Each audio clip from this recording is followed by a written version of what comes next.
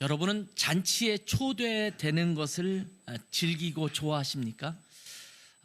예전에 우리나라에서 잔치라는 말 쓰다가 파티라는 영어 용어를 쓰다 보니까 이 파티에 초대되는 것을 좋아했던 그런 시절이 있는 것 같아요. 근데 이제 그 말이 사실은 우리나라 말로 잔치라고 표현하지 않습니까? 한국은 특별한 날에 잔치를 베풉니다. 아기를 갖고 나서 아기가 태어나죠. 태어나면 이제 100일이 되면 100일 잔치를 하게 되죠. 우리 순주 형제 100일 잔치 했어요? 100일이 아직 안 지났나요? 이제 100일 잔치 곧 하겠네요. 예. 하나요? 100일 잔치를? 예. 100일 잔치를 하게 되죠. 아마 가장 태어나서 먼저 맞이하는 잔치는 100일 잔치 같아요. 그리고 1년이 지나면 돌잔치를 하죠. 물론 아기에게는 별로 의미가 없어요. 먹을 것을 자기도 못 먹고 오히려 하루 종일 손님 치느라고 아기에게 관심이 좀 덜 할 경우도 있고, 아니면 너무 격한 관심 때문에 아기가 지치고 피곤할 수도 있기 때문에 그렇지만 그럼에도 불구하고 특별한 날이니까 그날 잔치를 하게 되거든요. 저희도 이제 아기가 자라면서 그런 시간에 반지도 돌반지도 끼워주고 뷔페 식당 얻어서 그 당시에 이렇게 돌잔치 해주고 그랬던 기억이 납니다. 지금은 60세가 그다지 나이 먹은 나이라고 보지 않기 때문에 잔치를 한다 그러면 좀 사람들이 그렇죠. 환갑잔치 그러면 무슨 환갑에 잔치를 해. 요즘 시대는 아마 그렇게 된 것 같아요. 근데 예전에는 60세가 되면, 왜냐하면 평균 연령이 60세가 안 됐거든요. 그런 시대에는 60세가 되면 환갑이면 저희가 매년 띠를 만들고 이렇게 할 때 60년이 되면 한 바퀴 돌아서 오거든요. 그래서 회갑, 다시 돌아온 때다. 갑자가 이제 다시 돌아왔다라는 의미로 회갑이라고 해서 잔치를 벌였습니다. 지금은 70이 되어서 고희가 돼야지 고희잔치라고 해서 그렇게 할까 말까.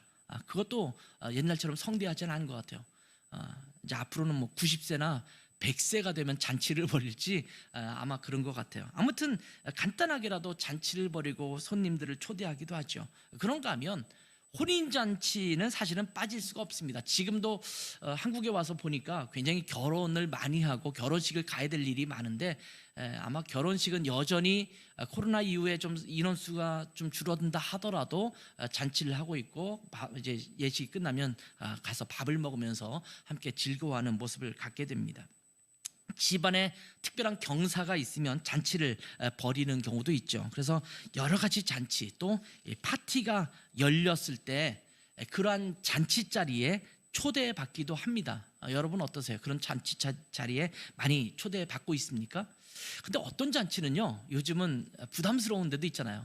잘 모르는데 결혼잔치에, 저희가 결혼잔치라고 표현했지만 결혼식에 초대를 받으면 이거 가야 되나, 너무 많은 결혼이 있으니까 이걸 어떻게 해야 되나 이렇게 생각하면서 부담스러워하는 경우도 있고, 또 어떤 잔치는 기꺼이 내가 가서 축하해줘야지 라고 하면서 어떤 때는 초대받지 않은 것을 서운해하는 그런 잔치 자리도 있기도 합니다. 오늘 본문 보면 어떤 왕이 자기 아들, 왕자의 혼인잔치를 베풀고 그 잔치에 초대한 사람들에 대한 이야기, 이것을 비유로 말씀하고 있는 내용입니다. 왕이 이 잔치에 사람들을 초대했습니다. 어떤 잔치나 사실은 초대되는 사람이 있기 마련입니다. 예를 들면 조그맣게 가족들만 모인다 하더라도 가족 누군가가 초대를 해야지만 오지 않습니까? 자, 이 왕의 잔치에 초대된 사람들, 이 사람들이 누구인지는 명확하게 본문에 기록되지 않고 있습니다만, 왕이 베푸는 잔치에 초대된 사람이라고 한다면 아마 우리가 짐작컨대 어느 정도의 지위가 있는 사람이지 않을까, 이런 생각을 하게 되죠. 지금도 예를 들면 대통령이라든지 고위 관리자가 뭔가 파티를 할 경우에 아무나 오게 하지는 않잖아요. 사실은 모든 연령층 또는 모든 계층에 있는 사람을 다 초대한다고 했을 때 특별히 초대된 사람들이 있을 수 있어요. 소외된 사람의 계층, 아니면 중상층이 아닌 좀 힘들고 어렵게 사는 사람들, 이런 사람도 초대되는 경우도 종종 있기도 하지만 사실은 그 옛날 왕이 잔치를 베풀었을 때는 그런 일은 거의 없었습니다. 거의 지위가 있는 사람들, 나름대로 어떤 권력이나 권세를 갖고 있는 사람들을 초대하는 경우가 참 많습니다. 제가 독일에 있을 때 한국 대통령이 취임하면 한 번씩은 꼭 독일을 방문합니다. 독일을 방문하면 베를린에 있는 대한민국 대사관에서 저에게 항상 초대장을 보내줘요. 빳빳한 종이에 인비테이션 써 있고 거기에 몇 월 며칠 몇 시에 오게 된다. 그다음에 복장은 어떻게 갖추면 좋겠고 이렇게 써 있어요. 최소한 뭐 이것이 시작되기 전 뭐 한 시간 전에 또 30분 전에 도착하면 좋겠다. 이렇게 초대장이 오게 되죠. 이 만찬회 사람을 초대할 때 항상 대통령만 오면 하여튼 저에게 초대장이 왔었습니다. 드레스덴에 있는 한인들의 대표인 셈이죠. 요즘에는 옛날처럼 대통령의 초대를 별로 대단한 것처럼 생각하지 않고 있지만 그래도 대통령이 베푸는 만찬에 초대되는 것을 부러워하는 사람도 은근히 있더라고요. 아무나 참석할 수 있는 것은 아니기 때문에 그렇습니다. 왜냐하면 그 초대장을 가지고 가야지만 거기에 입장할 수 있고 또 미리 내가 이 초대에 응하겠다 아니면 내가 다른 일이 있어 못 가겠다 이것을 대사관에 알려줘야만 되기 때문에 아무나 들어갈 수 없다라는 의미에서 그런지 이제 어떤 정치적인 관심이나 이런 분들은 그 잔치 자리에 꼭 가고 싶어하는 그런 마음이 있는 것 같습니다. 제가 드레스덴에 있을 때 간지 한 1년 정도 됐을까요? 그때 드레스덴에는 아주 오래된 교회당들이 여러 개가 있는데 그 중에 하나가 프라우엔키르케라는 교회예요. 성모교회라고 한국말로 번역을 하는데 프라우라는 게 숙녀 또는 여성 이런 말이거든요. 근데 가톨릭 교회가 아니라 일반 루터 교회예요. 근데 성모교회라고 번역된 이 교회가 2차 세계대전에 완전히 파괴됐어요. 거의 벽면 한쪽만 남겨놓고 완전히 파괴된 것을 다 재건해서 이제 마지막 공정을 앞두고 있는 그런 상태에 있었습니다. 근데 건축을 다시 재건하려고 하다 보니까 돈이 많이 들잖아요. 그래서 전 독일에 있는 독일 국민들에게 모금을 요청하기 위해서 그 아직도 공사 중인 무너져 있는 그 예배당에서 음악회를 했습니다. 그 젠퍼 오퍼라는 아주 유명한 탑 클래스의 오페라 하우스가 저희 드레스덴에 있었는데 거기에 관현악단이 가고 그때는 지휘자가 정명훈 씨였어요. 지휘를 하고 그런 음악회가 있었는데 정명훈 씨가 저한테 초대장을 2개를 줬어요. 목사님하고 사모님하고 와서 이 음악회 참석했으면 좋겠습니다. 저는 음악회고 음악회를 좋아하기도 하고 또 뭐 정명훈 씨도 좋은 분이라고 제가 또 좋아하는 분이기도 하기 때문에 제가 그 자리에 당연히 참석했죠. 참석해서 음악회를 잘 끝내고 왔습니다. 너무 훌륭한 음악회였어요. 초대장이 반드시 있어야 해서 들어가야만 되는 거였어요. 근데 그는 티켓을 파는 게 아니라 초대된 사람만 초대된 그런 음악회였던 것 같아요. 저는 그것을 모르고 다녀왔는데 우리 교회 성도들이 막 전화를 하는 거예요. 목사님 텔레비전에 나왔어요. 무슨 소리예요? 그랬더니 그 음악회를 가고 싶지만 못 가는 사람들은 다 텔레비전으로 보면서 ARS로 번호 돌리면 그 모금을 위한 헌금이 되고 뭐 이런 시스템이었어요. 그런데 우리 성도들이 제가 텔레비전에 나왔다는 것을 굉장히 자부심 있게 말하는 거예요. 목사님 대단해요. 거기에 가서 참석하시다니요. 그래서 뭘 대단한 것도 아닌데 뭐 이렇게 그러나 그랬더니 그 음악회는 아무나 가는 음악회가 아니었더라고요. 한 200여 명 독일에 있는 그 아주 저명 인사들 그런 고위직 사람들 이런 사람들만 주로 참석하는 음악회였대요. 근데 제가 제 아내랑 같이 참석을 했고 제 옆에 정명훈 씨의 부인이 같이 앉아 있었거든요. 저를 이제 안내하고 그러면서 같이 앉아 있으니까 아마 텔레비전 카메라가 지휘자의 부인이 앉아 있다고 해서 아마 저쪽을 비췄나 봐요. 그러니까 자연스럽게 저희 부부도 텔레비전에 나오게 된 거죠. 그 모습을 본 우리 음악을 주로 하는 우리 성도들은 목사님이 저 자리에 앉아 있다니 그러면서 놀랍다고 저기는 아무나 가는 자리도 아닌데 목사님 정말 우리 교회 목사님이 거기 앉아 있으니까 너무 좋아요 이렇게 얘기를 하더라고요. 그 말을 들으니까 가서 볼 때는 별것 아니었다고 생각했는데 갔다 오니까 어깨가 내가 그런 자리에 가서 앉았었구나 이런 생각을 하게 되었습니다. 그러니까 그런 자리가 있다고 한다면 괜히 가고 싶은 마음이 들기도 하잖아요. 자, 오늘 본문을 보면 왕이 자기 아들의 혼인잔치 자리에 사람들을 초대했습니다. 자, 이 잔치 자리에 초대됐다라는 것은요 사실은 영광스러운 것입니다. 예수님 시대의 왕정 시대 이때는 왕의 잔치에 초대되었다라는 것만으로도 대단한 자부심을 느끼게 되는 그런 때였습니다. 이 사절을 보면 그냥 대충 준비한 것이 아니라 살진 소를 잡고 살진 짐승을 잡고 모든 것을 다 갖추었다 이렇게 기록하고 있습니다. 그러니까 대충 치러지는 잔치가 아니라 심혈을 기울여서 잘 아주 성대하게 마련한, 왕이 마련한 잔치라고 말하고 있는 것입니다. 그런데 3절을 보면 이렇게 초대된 사람들이 무슨 일인지 모르지만 왕의 잔치에 가기를 싫어했다 이렇게 기록하고 있습니다. 아마 정치적인 부분이 마음에 안 들었는지 아니면 그 어떤 정치적인 적대 세력으로 생각했는지 어떤지는 잘 모르겠습니다만, 오늘 본문에 그런 것들은 얘기하고 있지 않지만 아무튼 왕이 청하는 잔치 자리를 싫어했다 이렇게 기록하고 있습니다. 자, 이스라엘 풍속을 좀 우리가 알 필요가 있는데, 어떤 권세 있는 사람이 또는 왕이 잔치를 베풀게 되면 먼저, 우리도 이제 초대장 주잖아요. 이렇게 청첩장 주듯이 몇 월 며칠 몇 시에 어디에서 잔치를 연다라고 하는 초대를 하게 됩니다. 그 당시는 뭐 초대장 이런 것보다는 왕이 종들을 보내서 그 사람들에게 각각 가서 며칠 날 우리가 잔치를 하게 되니까 이때 참석해 주십시오 이렇게 요청을 하게 되죠. 그리고 사실은 이렇게 요청할 때 yes or no를 해야 돼요. 내가 가겠습니다, 못 가겠습니다 이렇게 얘기를 하거든요. 그러니까 사실은 여기에 초대돼서 다시 종들이 또 다시 가서 그들을 초대했다라는 말은 이 사람들은 다 가기로 마음에 결정하고 왕에게 가겠다라고 말했던 사람들을 의미하는 그런 것입니다.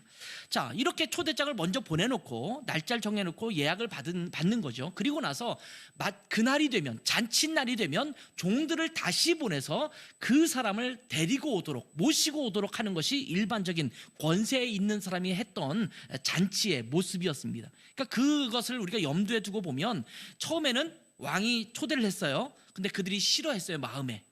근데 그 뒤에 다시 종들이 갔다라고 표현하는 것들을 보면 이 사람들은 처음에는 내가 가겠다라고 말했던 사람이에요. 그런데 그날, 그 잔치하는 날, 나는, 한 사람은 밭으로 가겠다, 내가 일할 농사 일이 있으니까 바쁘다. 한 사람은 자기 사업, 내가 일하고 있는데 이 사업에 바빠서 내가 못 가겠다라고 말하면서 그것을 거부했다 이렇게 말하고 있는 것입니다. 5절에 보면 이렇게 말합니다. 그들이 돌아보지도 않고 이렇게 말했는데, 이 세번역 성경은 이 돌아보지도 않고라는 말을 그 말을 들은 척도 하지 않고 이렇게 말했어요. 이것을 전문용어로 쌩깠다 이렇게 표현하죠. 쌩깐 거예요. 이미 자기가 가기로 약속했음에도 불구하고 내가 막 아무 일도 없었던 것처럼, 그런 약속을 한 것이 없는 것처럼 그냥 쌩까고 말는 그런 모습입니다. 이런 일은요, 사실은 있을 수 없는 일입니다. 왕이 초대하는 잔치 자리에 그 잔치하는 그날 외면했다라는 것은 있을 수도 없는 일입니다. 심지어 그 뒤에 보면 왕이 보낸 종들을 모욕하고 죽였다라는 표현까지 등장합니다. 사실은 이것은 반역입니다. 마땅히 가야 할 자리에 가지 않은 것 자체도 임금에게, 왕에게 모욕감을 주는 일이었는데, 왕의 권위에 도전하는 일이었는데, 그 종들을 죽였다, 모욕했다, 이런 말은 왕과 대적하겠다, 맞서겠다, 이런 의미를 갖고 있는 것입니다. 사실은 이 비유는요, 그 당시 사람들이 들었을 때는, 야, 이거 말도 안 되는, 이런 사람들도 있어? 야, 자기가 아무리 싫어도 그냥 못 이기는 척 가서 얼굴은 비추는 게 일반적인 모습인데, 야, 이런 일이 있을 수 있을까? 이렇게 말할 정도로 말도 안 되는 비유였습니다. 그런데 이 비유는요, 사실상 예수님께서 이 말도 안 되는 일이 이스라엘에서 일어나고 있음을 지금 빗대서 말씀하고 있는 겁니다. 하나님은 이스라엘 민족을 선택하시고 이스라엘 백성을 하나님의 백성으로 삼으시고 온 세상에 하나님 나라를 선포하는 복의 통로로 이스라엘 백성들을 선택하셨습니다.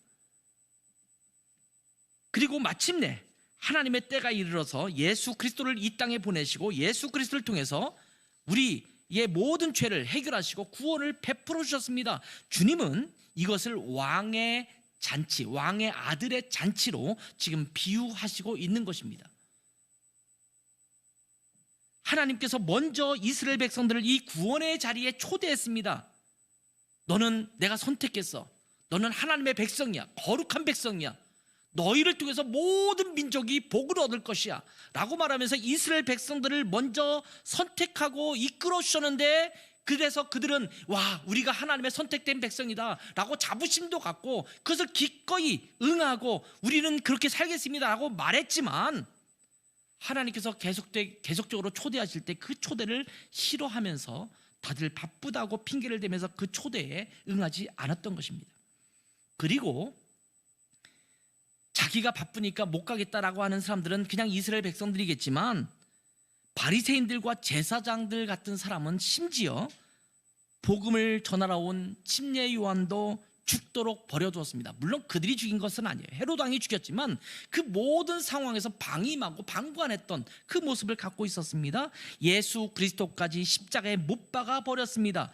만왕의 왕이신 창조주 하나님의 잔치 초대를 거부하고 대적한 모습, 이 말도 안 되는 모습, 내가 지금 너희에게 말하는 이 비유의 모습은 바로 너희들의 모습이다, 이렇게 말씀하고 있는 것입니다.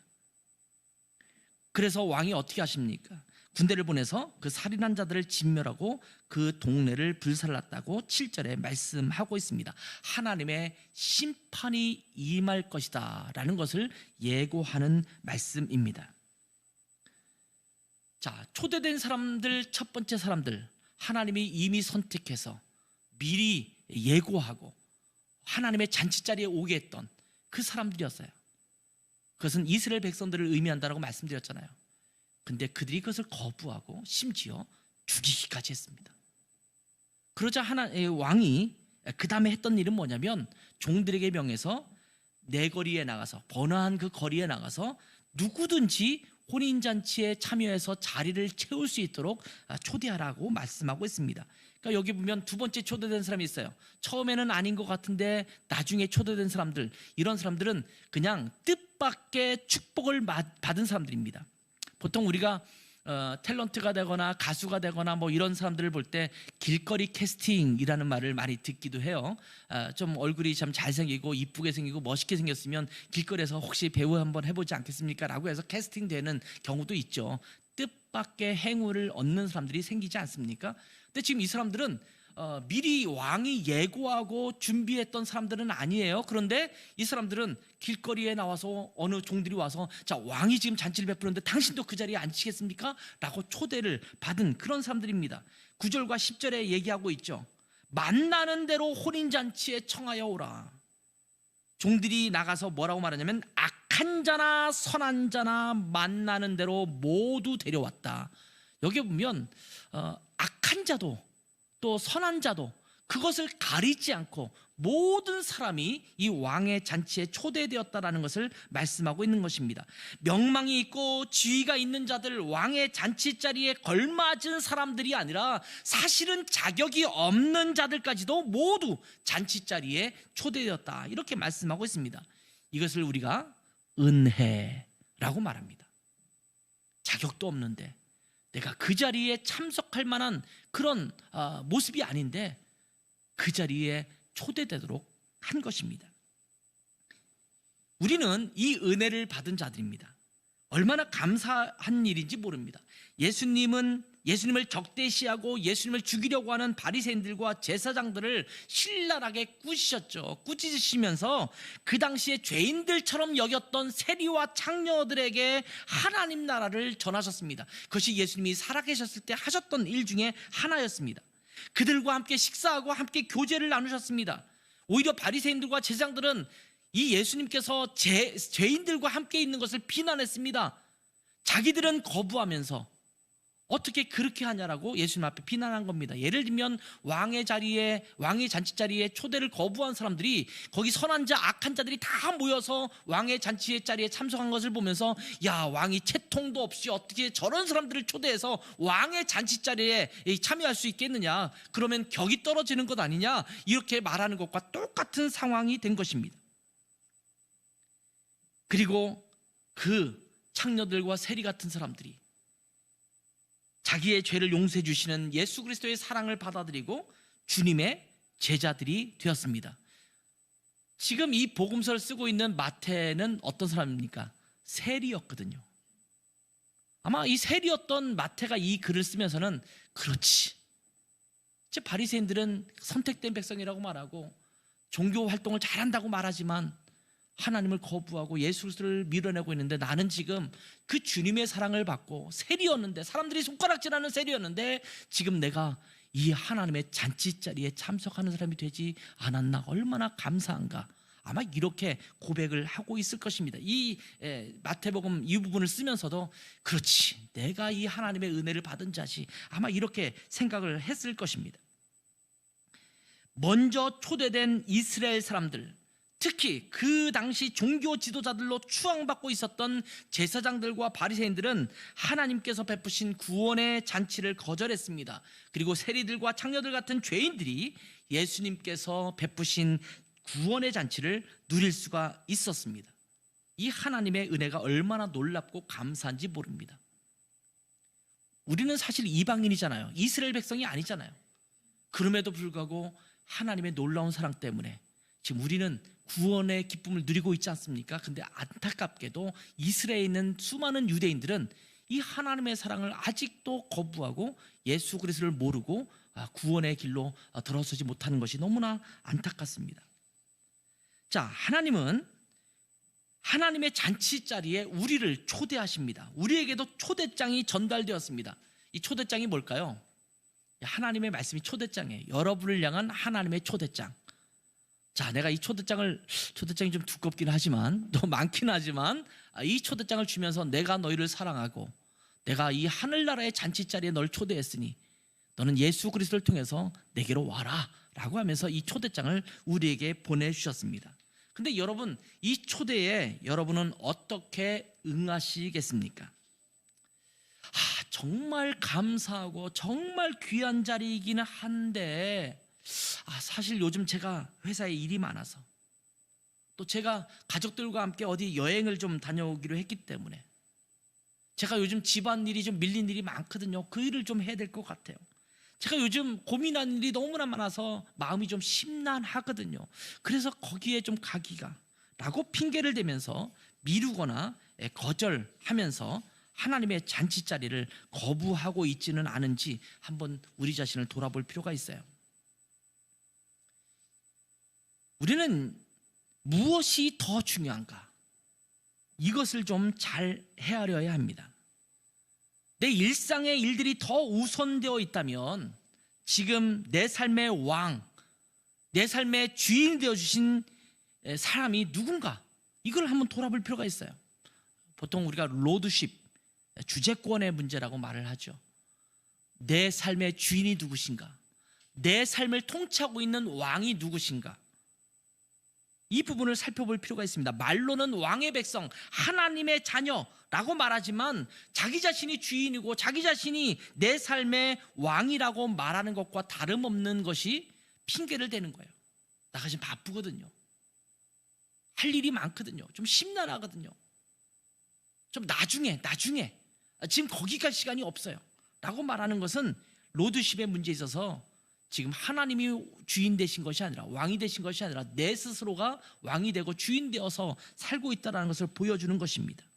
만약 하나님이 나의 왕이시고 나의 주님이시라면, 그리고 내가 영광스럽게 여기는 그런 분이라고 한다면 하나님의 초대에 마땅히 응해야 되지 않겠습니까? 다른 것을 다 미루고라도 참석해야 되잖아요. 가끔씩 누군가 약속을 했는데 약속해놓고 만나기로 했지만 그날쯤 돼서, 아니면 그 전날쯤 돼서 미안한데 내가 이런 약속이 있어서, 중요한 약속이 있어서 내가 오늘 못 갈 것 같아, 아니면 내일 못 갈 것 같아 라고 말하는 경우가 종종 있잖아요. 그럼 우리가 어떤 때는 그렇구나, 그 중요한 일이니까 가야지 라고 말하는 경우도 있지만, 어떤 때는 굉장히 기분 나쁜 경우도 있을 수 있죠. 아니, 나랑 약속을 지금 취소하고 거길 간단 말이야? 이런 경우도 종종 있잖아요. 무엇이 더 중요한가? 내 삶에 있어서 무엇을 더 중요하게 여기며 살아가고 있는가? 아마 이것을 좀 생각해 볼 필요가 있는 것 같아요. 오늘 말씀에 나오는 비유를 보면 왕의 잔치 자리에 초대에 거부했던 사람과 또 기꺼이 참석했던 사람들의 특징을 좀 살펴본다면 이런 특징이 있습니다. 누가 거부하냐? 거부하는 사람들은 자기가 가진 것이 많은 사람들입니다. 자기 밭이 있고 자기 사업이 있어요. 왕이 보낸 종들을 죽인 자들은 아마 나름대로 추측컨대 권세가 있고 권위가 있을 거예요. 그러니까 왕과 맞짱 뜨려고 하는 거잖아요. 네가 그랬어? 아, 괜찮아. 뭐 네가 그러든지 말든지. 저 정 안 그러면 난 너랑 맞설 수도 있어. 이런 마음을 갖지 않고서야 왕이 보낸 종들을 죽일 수 없잖아요. 그러니까 초대에 응하지 않은 사람들의 특징이 뭐예요? 가진 것이 많다라는 것입니다. 아마 왕 정도까지는 아니어도 나름대로 가진 것들이 있기 때문에 내가 가진 것에 대한 자부심을 느끼고 있을 것입니다. 그런 자들은요, 은혜를 은혜로 인식하지 못합니다. 역사 드라마를 요즘은 좀 덜 보는 것 같은데 예전에는 제가 독일에 있으면서 역사 드라마를 참 많이 봤어요. 근데 역사 드라마가 리더십에 대해서 많이 보여주는 게 있고 공동체에 대해서 보여주는 게 많아서 그런 어떤 인사이트가 좀 많으니까 제가 좀 많이 봤어요. 근데 역사의 드라마나 이런 데 보면 왕이 있잖아요. 보통 지도자가 있는가 하면 지도자를 맞서는 또 신하들이 있잖아요. 그리고 네가 왕이지만 너 내 말 안 들으면 왕의 자리도 네가 할 수가 없어. 뭐 이렇게 하면서 맞서는 경우도 종종 보게 되거든요. 아마 여기에 지금 이 사람들은 그런 사람들이지 않을까 싶어요. 내가 가진 것들이 많아. 내 권력이 있어. 내가 조금 잘못하면 너 왕이지만 너도 온전치 못해. 이런 마음을 갖고 있는 거예요. 내가 왕보다 위에 있거나 왕을 좌지할 수 있거나 왕과 최소한 맞설 수 있을 정도라고 생각되는 그런 가진 자들이 이런 모습을 갖고 있는 거예요. 자기 자신의 부족함을 별로 느끼지 못합니다. 왕이 잔치 자리에 초대해도 별로 달가운 것이 없어요. 또 잔치를 해? 이렇게 말하는 사람들이에요. 한편으로는 꽤 부담스럽고 거추장스럽고 귀찮았을 것입니다. 야, 내가 지금 할 일도 많은데 왜 자꾸 오라는 거야? 괜히 가서 참석하고 아양이나 떨고 머리 숙이면서 그렇게 있느니 가능한 한 안 갈 수 있으면 좋겠다. 이런 마음을 갖고 있는 것입니다. 근데 여러분, 또 다른 사람들, 길 가다가 왕의 초대를 받은 사람들을 한번 생각해 보세요. 이런 사람들은요, 아마 이게 웬 떡이냐? 왕이 나를 초대했어? 왕이 베푸는 잔치 자리에 내 평생 한 번이나 가볼 수 있을까 없을까? 야, 그럼 가야지. 다른 일 다 제치고라도 가야겠지. 아마 길거리를 가다가 자기의 목적을 가지고 어딘가 가던 사람들이 그 모든 것을 멈추고 취소하고, 그래, 내가 지금 왕의 잔치 자리에 가고 말 거야 라고 하면서 발걸음을 돌렸을 가능성이 굉장히 큽니다. 어쩌면 황송해하면서 기대감을 가지고 그 잔치 자리에 갔을 것입니다. 이들은 은혜를 은혜로 인식할 수 있는 자들입니다. 여러분, 하나님이 우리에게 얼마나 놀라운 은혜를 주시는지 몰라요. 그것을 인식하지 못해요. 제가 종종 얘기하지만 중국이나 터키나 아니면 이게 이슬람권과 그다음에 공산권 이런 데 가서 교회 예배 드리는 사람들 보면요, 도전받을 때가 너무나 많아요. 그러니까 자유롭게 찬송도 못하고 자유롭게 성경도 읽지 못하는 거예요. 근데 우리는 숨지 않고 자연스럽게 와서 우리 함께 예배 참석할 수 있고 마음껏 노래할 수 있고 얼마나 좋습니까? 제가 토요일이면 금요일 토요일 날은 제가 이제 제 방에서, 저희 집 방에서 기타를 치면서 노래를 해요. 어떤 노래를 하냐면 오늘 부를 찬양들을 한 번씩 쭉 부르고 찬양하고 이러거든요. 작게 이렇게 하는 게 아니라 큰 소리로 막 찬양해요. 아무도 뭐라는 사람이 없어요. 뭐라는 사람 한 명 있어요. 제 아내가 시끄럽다고 문을 닫고 이러긴 하지만 아랫집 윗집에서 뭐 제가 낮에 하는 거니까 별로 이렇게 누가 뭐라고 하지 않아요.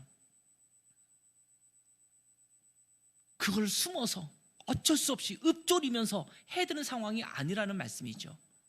자유로운데 어떤 나라에서는 그걸 마음대로 못하는 거예요.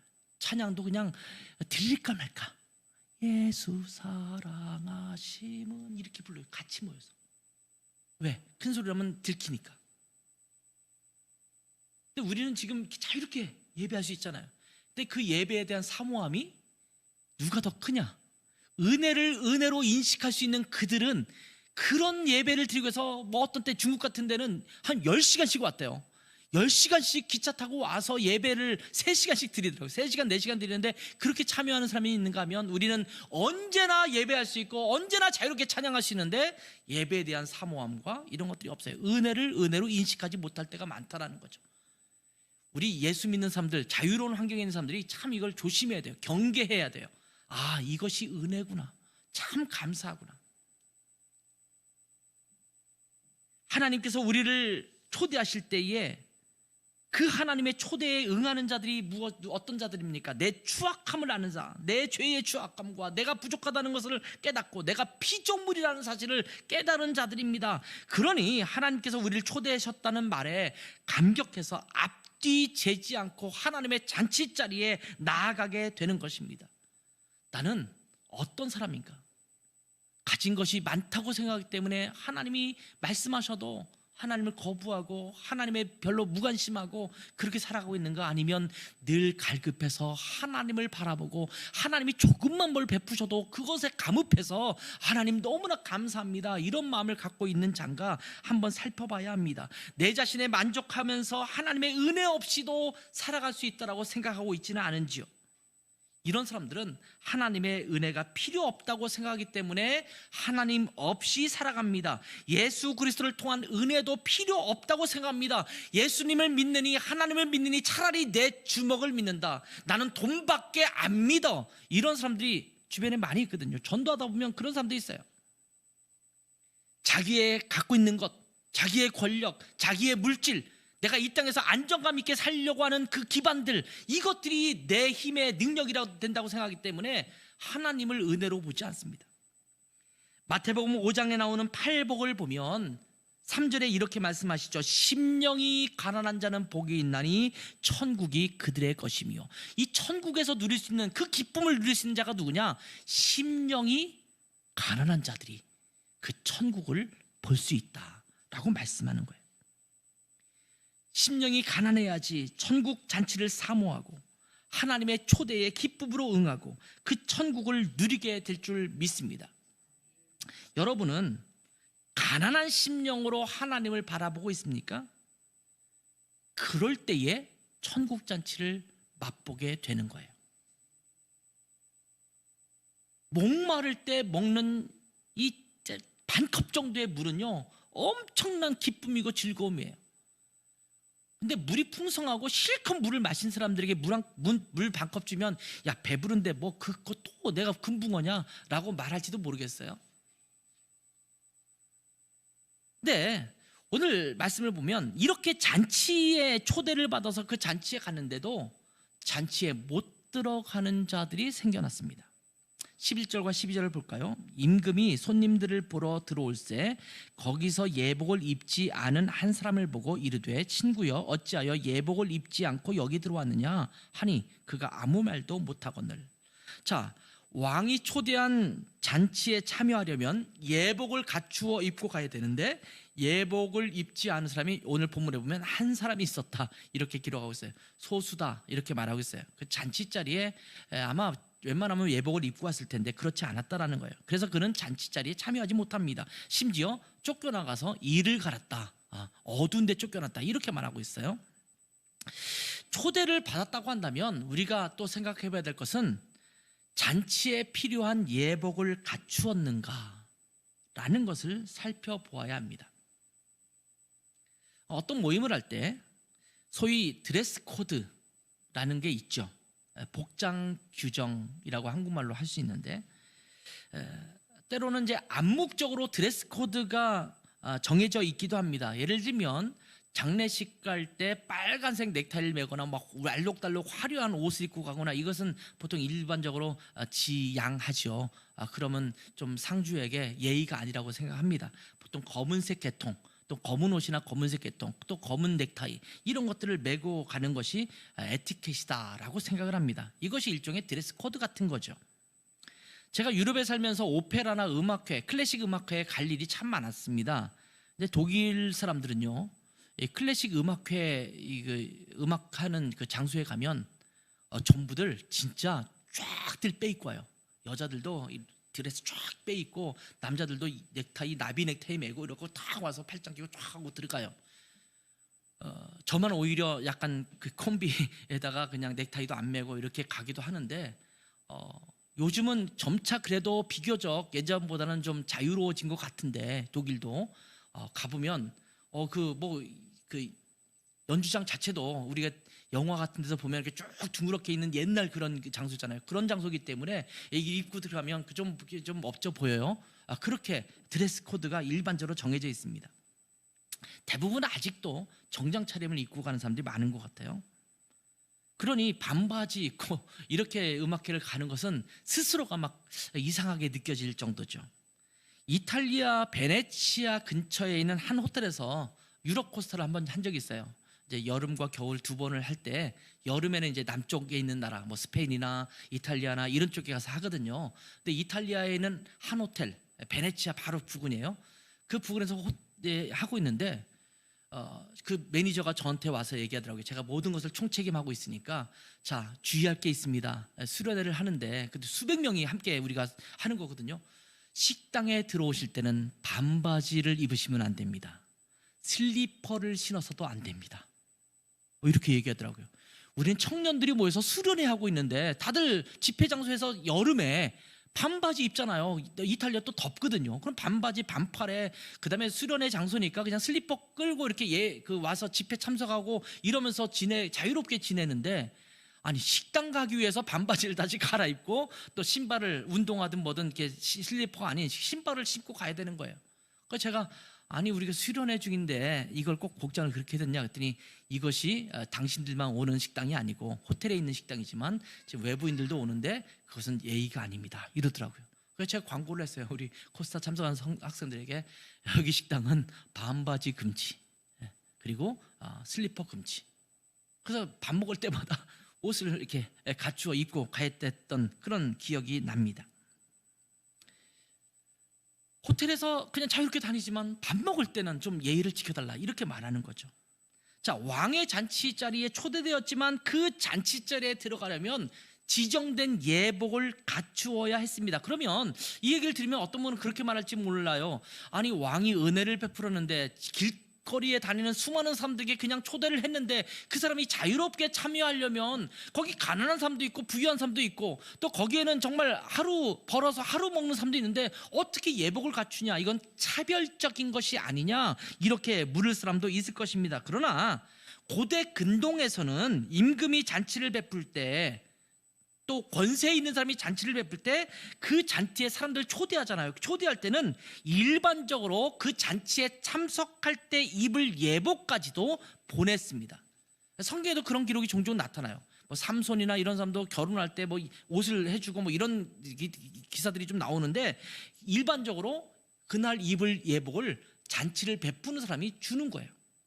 그러니까 참 그것을 염두에 둔다면 지금 길거리에 가서 수많은 사람들에게 너도 우리 잔치 참석하세요 라고 말할 때는 그들이 입을 예복을 준비했다라는 거거든요.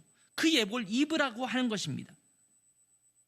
그러니까 예복이 이미 준비되어 있다는 것을 전제한 말씀이라는 겁니다. 길거리에 초대된 자들에게도 그때 입어야 될 예복이 준비되어 있다는 말입니다. 그런데 그 예복을 입지 않았다라는 것을 의미하는 것입니다. 아무나 오라고 했다고 해서 아무렇게나 참석할 수 있다라는 말씀은 아니라는 것입니다. 그래서 14절에 말하죠. 청함을 받은 자들은 많되 택함을 입은 자들은 적다. 다 초대됐어요. 다 초청을 받았는데 택함 받는 자, 다시 말하는 예복을 갖추어 입고 그 드레스 코드를 맞춰서 입고 온 사람들은 적을 수 있다라는 말씀을 하고 있는 겁니다. 이 예복이 뭐냐? 이 예복이 뭘까요? 바로 예수 그리스도이십니다. 예수 그리스도께서 우리를 구원하시기 위해서 십자가에서 죽으시고 또 다시 살아나셨습니다.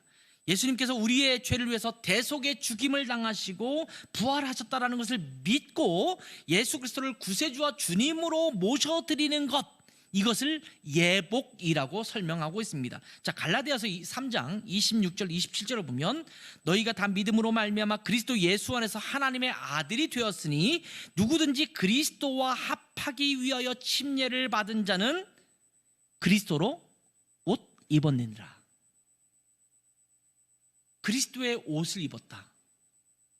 우리가 기도할 때 주님께서 이렇게 말씀하세요. 내 이름으로 구한 것은 무엇이든지 받을 것이다, 이렇게 말씀하시잖아요. 주님의 이름, 주님의 이름이 뭐예요?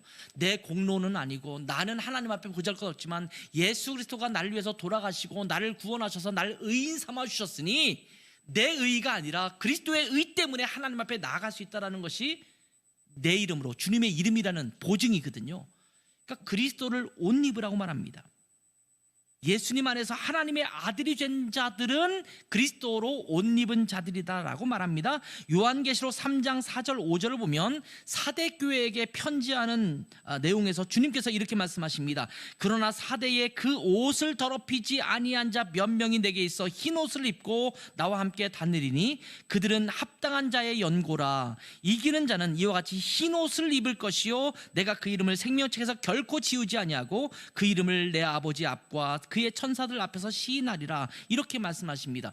특별히 성경에서 흰옷, 요한계시록에서 흰옷이 자주 등장하는데 그 흰옷은 뭐냐면 예수 그리스도로 말미암아 구원받아서 거룩해진 모습을 이야기합니다.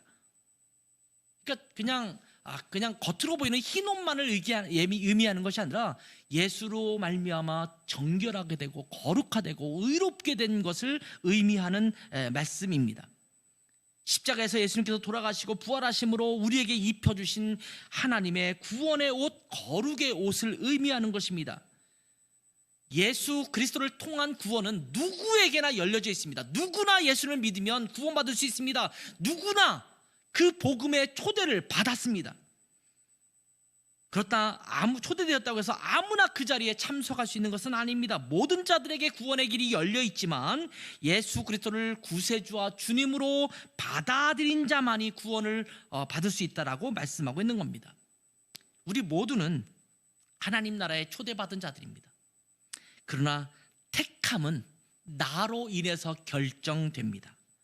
그 초청에 응해서 하나님께서 그 잔치자리에 들어오도록 하기 위해서 준비한 예복인 예수 그리스도를 구세주와 주님으로 받아들이는 자들에게는 천국 잔치에 참여해서 그 잔치를 누릴 수 있게 되는 것입니다. 그러나 그 예복을 입지 않은 자들은 13절 말씀처럼 바깥 어두운 데 쫓겨나서 수모를 겪게 될 것입니다. 구원에 이르지 못한다라는 말씀입니다. 하나님께서 준비하여 주신 예수 그리스도라는 구원의 예복을 입은 자들만이 천국 잔치에서 그 기쁨을 누릴 수 있게 된다는 겁니다. 그런데 아쉽게도 이 놀라운 축복의 자리를 받아들이지 않고 예수 그리스도를 거절하고 살아가는 일들이 참 많습니다. 내 의와 내 생각과 내 행위로 옷을 자꾸 입으려고 하는데 주님께서 원하는 옷은 그게 아니거든요. 예수 그리스도라는 옷을 입는 것입니다. 하나님은 우리를 위해서 천국 잔치를 베풀어 주셨습니다. 그리고 우리를 초대하십니다. 누구나 가난한 심령으로 자기의 부족함과 자기 자신의 죄인됨을 깨닫고 예수 그리스도께서 우리에게 주신 구원의 은혜를 받아들여서 예수 그리스도를 구세주와 주님으로 믿고 있다면, 그리고 주님을 따른다면 이 천국 잔치를 풍성하게 누리게 될 줄 믿습니다. 여러분은 지금 이 주님께서 초대하신 잔치자리에 들어갈 준비가 되었습니까?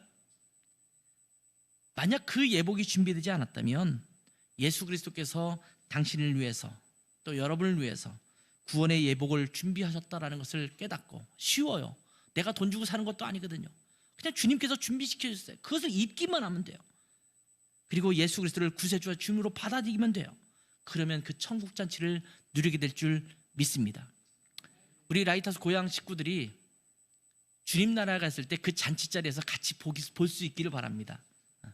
안녕, 할로, 헬로, 올라 이렇게 서로 얘기하면서 거기서 함께 만나서 그 천국 잔치에서 기쁨을 누릴 수 있는, 그리스도로 옷 입은 우리의 흰 옷 입은 사람들이 함께 모여서 그 기쁨을 함께 누릴 수 있는 모든 우리 성도들 되기를 주님의 이름으로 축복합니다. 기도하겠습니다. 기도하면서 잠깐 여러분에게 묻겠습니다. 혹시 여러분은 이 예수 그리스도로 옷 입으셨습니까? 주님의 천국 잔치에 참여하도록 초대되었는데 여러분에게 그 예복을 하나님께서 준비하셨어요. 예수 그리스도를 구세주와 주님으로 믿으면 너에게 이 예복을 입혀주마.